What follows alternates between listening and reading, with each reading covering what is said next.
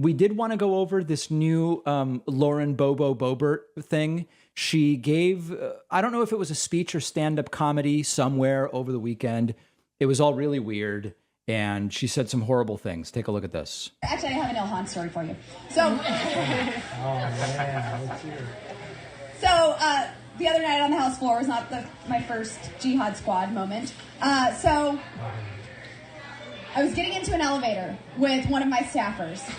And he and I we're leaving the Capitol, we're going back to my office, and we get in the elevator, and I see a Capitol police officer running hurriedly to the elevator. I see fret all over his face, and he's reaching, and I'm like, what? I can't, the door's shutting, like, I can't open it. Like, what's happening? I look to my left, and there she is, Ilhan Omar. Whoops. And I said, well, she doesn't have a backpack. We should be fine. So that's a suicide bomb joke, I guess. Not particularly funny, but I guess it counts as comedy in her world. So we only had one floor to go, and I was like, should I say it or not? I looked over, and I said, oh, look. The Jihad Squad decided to show up for work today. Don't worry, it's just her staffers on Twitter that talk for her. She's not tough in person. She doesn't, yes. So,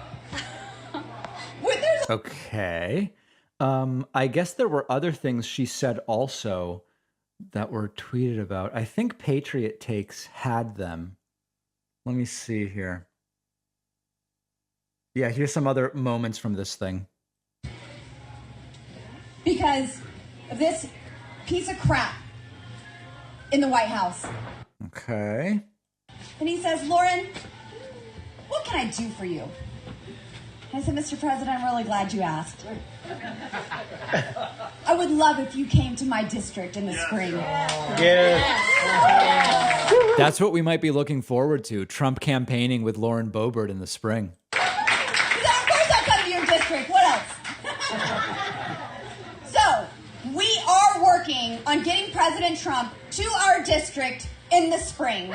And we want this to be the biggest rally that he has ever had in Colorado. That'll be exciting. Later that night when I was with President Trump, we had a room of about 600 people. And he started talking about this failed regime. This illegal, failed regime. And I got a little chant going. The whole room. Let's go, Brandon! Woo!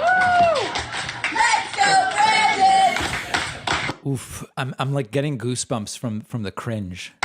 Let's go, Brandon! So President Trump waits until this is over, and he looks around and he says, you know, I like the first version better. What a funny guy, huh? And I was proud. It's my first duty in Congress to object to the certification of those electoral college results because they were fraudulent. Okay. I asked him, what else can we be doing? He said, everything you're doing. What you're doing is exactly what you need to be doing. Objecting on January 6th was absolutely the role of Congress. Those states that illegally mailed out millions of ballots, changed election laws outside of the state legislature. Which is totally legal. We've already talked about it. That was unconstitutional and illegal. And now, because Congress didn't have enough guts to actually do their job correctly, now we're chasing 10,000 ballots here and 20,000 ballots there. No, we're not. The election's over. And the last time I was with President Trump, well, I did have a fancy little red dress to show off. I was sitting in his office in Florida, the new White House. Yeah. The real White House. Yeah. That's where everybody seems to be. I don't know. Wow. It's really, really insane. I mean, it's crazy. They're not gonna. How long will they go? I guess until the next election. I don't know.